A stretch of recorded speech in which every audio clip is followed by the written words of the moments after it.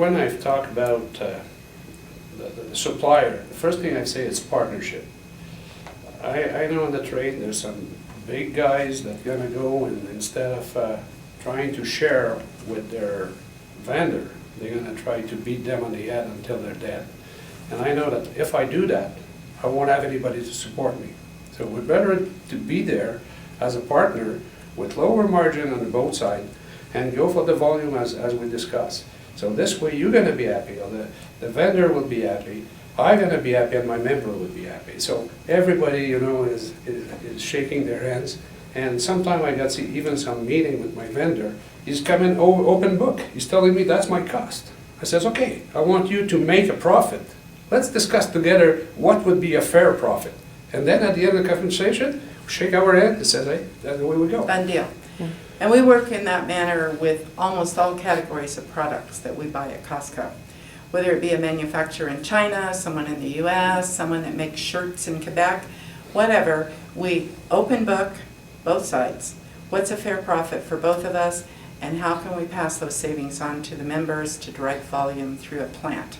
Which obviously volume through a plant reduces operating costs. I've been on the killing floor for many years and production for many years, and also the buyer that's worked for me. We got probably 7 years of being on a production plant.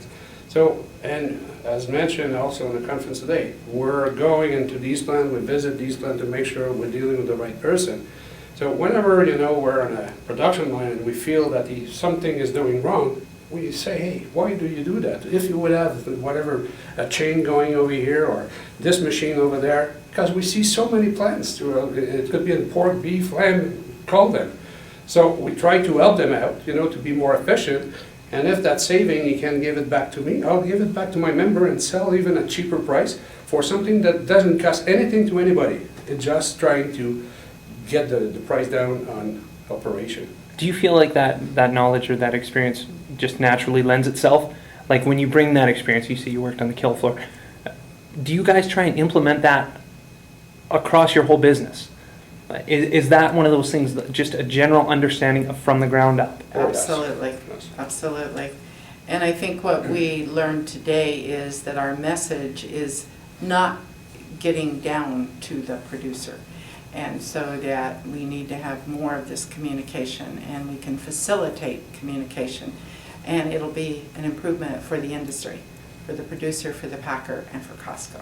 How do you foster that communication, that good relationship, when you see things like rising food prices and you're looking at some potentially disruptive supply issues maybe? Absolutely. Mm-hmm. Absolutely. How do you address those things? Well, you work with your principal suppliers and try to work through tough times.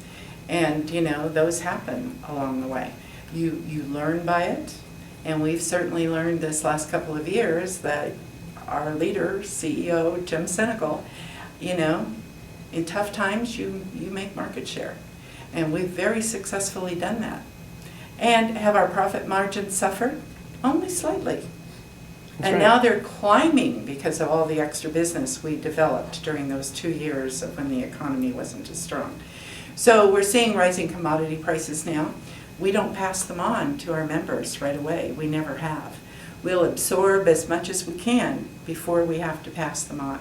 We'll be the last in the marketplace to pass on a price increase. And our member recognize it because we don't advertise, we don't do anything in paper and flyers and whatever it is. So they see the value. They're not stupid. They shop every week and they say, hey, look at that. I can buy something at $5 and it's $12 everywhere else. So there's a value. They're coming back. Even if the package is a little bit big, they say, hey, we're going to freeze half of it, and still a value. So. And obviously, when prices are going up on commodities, we need to improve our operating cost, as do our suppliers. And so we have to work together to do that. So we have SG&A, which is selling general administrative expenses, which is our primary focus this next couple of years, is to drive that as low as we possibly can while increasing sales. And if you can do that, you don't have to pass on price increases. Right, so how do you get involved at that base level? How do you do that without kind of spreading yourself too thin? Well, we don't deal with that many vendors, actually. We're very focused in categories with certain suppliers. And, they are willing to work with us. And so we have buyers, assistant buyers, people in Claude's positions and operations people in our group. And so, we focus where it is. I mean, we have limited SKUs, we have limited suppliers. So we talked about the value chain. Mhm. Does the good value chain start with the farmer? Well, like I say, we've dealt primarily with our suppliers who aren't the farmer, except in Yeah. the case of produce. And yes, it probably should, but we've always expected our suppliers to work with the producer to drive those costs down. And I think we're seeing more and more today that we need to become more and more involved in that process. In the case of beef, we don't want to become cattle buyers. But we certainly want to work with the industry in reducing their operating costs, improving their productivity, improving their efficiencies, so that we can pass that through the chain.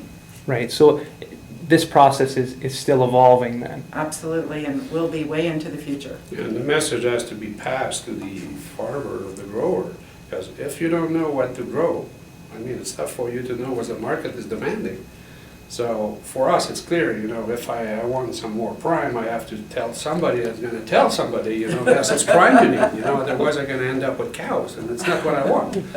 So, yes, it's important, but it's not my role to go to each farmer and say, hey, I need some prime. But if the industry as a group is working together, and I talk to my supplier, which is the packing house, that delivers the message to the farmer or the feedlots or whatever it is, and that's why, we're starting to work that process. And we'll simply meet with our suppliers and say, we rely on you to pass that message on to the producer, but if it's not getting passed on, we'll be more than happy to deliver it for you. Okay? I complained a few years ago about the marbling and the beef. What happened? They put me on the grading committee, so. So you guys obviously have a unique model here with Costco. Why do we not see more of this? If the system It's so works. simple. I mean, the way we do business is so simple. And our CEO keeps saying, do not complicate the business. It is so simple that no one seems to clue in. But the thing is, and we had a lot of experience as being very, very good operators, and we're pretty good at what we're doing. So yes, there's some that copy our system or not probably the same as we do, but it's probably the way to go. So where would you say your emphasis is in this? Is it on relationship? Is it on? It's everything It's together. everything. It's it starts from the base, the way you talk to people, the way your partnership with whatever it is, it should be a supplier, your employees. It's the old concept, the way it's been built, and it's still the same. It won't change. I mean, we have not deviated from the first day that Jim Sinegal started with the company. Right now, it's still the same message, Try to drop the price and try to sell more. It's still the same. We don't want to pocket any dollars in our Without sacrificing quality. And every employee in our company knows our mission statement and our code of ethics and what we call the 6 rates of merchandising. And our entire corporation is based on that and nothing else. A few years ago, when there was a BSE crisis in Canada, I was the first one calling Lakeside and Cargill and say, hey, if you can sell me at the $1 a pound ground beef, I will sell it at $1 a pound. And that's what we did to protect the industry. The industry. We're not there to pocket money for the short term. We're there to be sustainable and work with the community.